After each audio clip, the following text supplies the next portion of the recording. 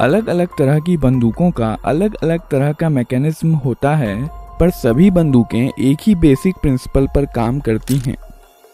Fully automatic बंदूकों से अलग, जो कि लगातार फायर कर सकती हैं, सेमी ऑटोमेटिक बंदूकें एक बार ट्रिगर दबाने पर एक ही राउंड फायर करती हैं। यह एक 9mm सेमी ऑटोमेटिक पिस्तौल है। इस वीडियो में हम देखेंगे कि सेमी ऑटोमेटिक हैंडगन्स और पिस्तौलें कैसे काम करती हैं। यह एक कारतूस या कार्ट्रिज है।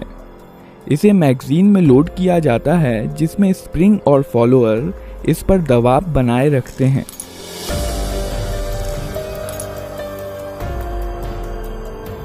मैगजीन का डिज़ाइन कुछ इस प्रकार का होता है कि कारतूस आगे स्लाइड होकर ही बाहर आ सकता है।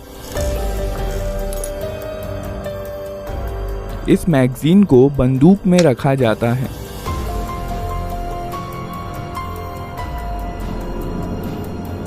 यहाँ पर बंदूक के अंदर के महत्वपूर्ण पार्ट्स दिखाए गए हैं। बंदूक को पहली बार फायर करने के लिए रिकॉइल स्प्रिंग के अगेंस्ट स्लाइडर को हाथ से पीछे खींचा जाता है। इसके कारण कई चीजें एक साथ होती हैं, जिन्हें हम एक एक करके देखेंगे। स्लाइडर के मूवमेंट के कारण हैमर पीछे आता है।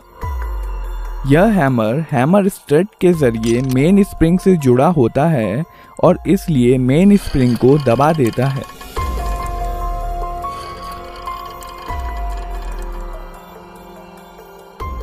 यह सीयर है। यह हैमर के मूवमेंट को कंट्रोल करता है। जब स्लाइडर पीछे जाता है, तब सीयर लीफ स्प्रिंग के दबाव में हैमर के साथ एंगेज हो जाता है और हैमर को वापस जाने से रोकता है। जब स्लाइडर को छोड़ दिया जाता है, तब रिकॉइल स्प्रिंग के कारण स्लाइडर अपनी पहले वाली स्थिति में चला जाता है, जबकि हैमर सीयर के कारण अपनी स्थिति में बना रहता है। इस प्रक्रिया को कॉकिंग कहते हैं। जब स्लाइडर पीछे आता है, तो इस पर बने प्रोजेक्शन बैरल को पीछे की ओर धकेलते हैं, जिसके कारण बैरल कुछ नीचे हो जाता है और इसलिए अब इसमें कारतूस आसानी से भरा जा सकता है।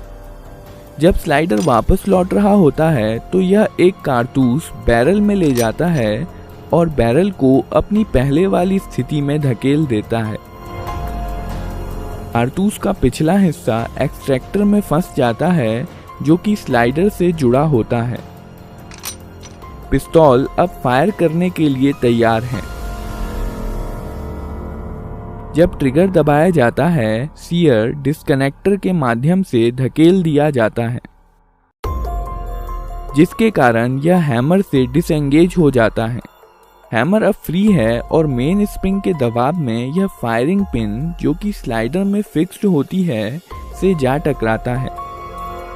बदले में यह फायरिंग पिन कारतूस के प्राइमर पर स्ट्राइक करती है।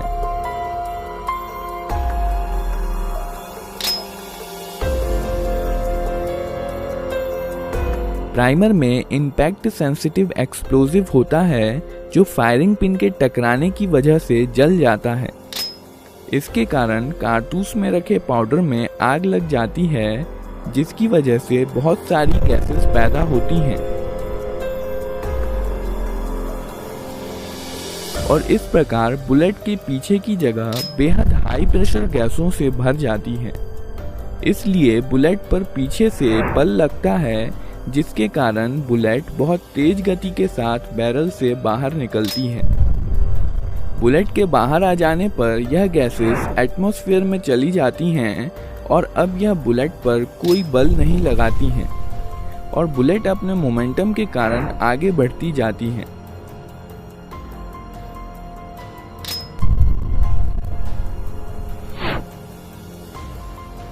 बैरल में कुछ लकीरें और खांचे बने होते हैं, जो आगे बढ़ते समय बुलेट को स्थिरता के लिए घुमा देते हैं। विस्फोट की कुछ एनर्जी स्लाइडर को पीछे धकेलने में इस्तेमाल हो जाती है। केस या खोखा स्लाइडर के साथ पीछे आता है और इजेक्टर की मदद से बाहर निकाल दिया जाता है।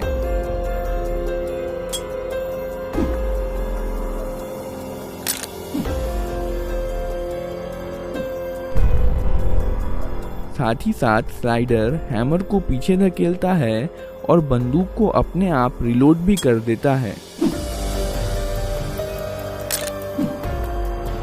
और अब बंदूक अगला राउंड फायर करने के लिए तैयार है। ट्रिगर दबाने पर सीधे सीयर पर धक्का नहीं लगता है, सीयर डिस्कनेक्टर की मदद से धकेला जाता है। जब स्लाइडर पीछे की तरफ जाता है तो इस पर बने स्लॉट की मदद से यह डिस्कनेक्टर को नीचे की तरफ खिसका देता है। अब ट्रिगर और सीयर अलग हो गए हैं और इसलिए ट्रिगर दबे होने पर भी सीयर हैमर के साथ एंगेज हो सकता है। जब ट्रिगर छोड़ दिया जाता है तब डिस्कनेक्टर लीफ स्प्रिंग के दबाव के कारण स्लाइडर के स्लॉट में चला जाता है और अब बंदूक फिर से फायर की जा सकती है। ग्रिप सेफ्टी बंदूक को अपने आप फायर करने से रोकती है। जब बंदूक को हाथ से पकड़ लिया जाता है तभी ट्रिगर डिस्कनेक्टर के जरिए सीयर को मूव कर सकता है।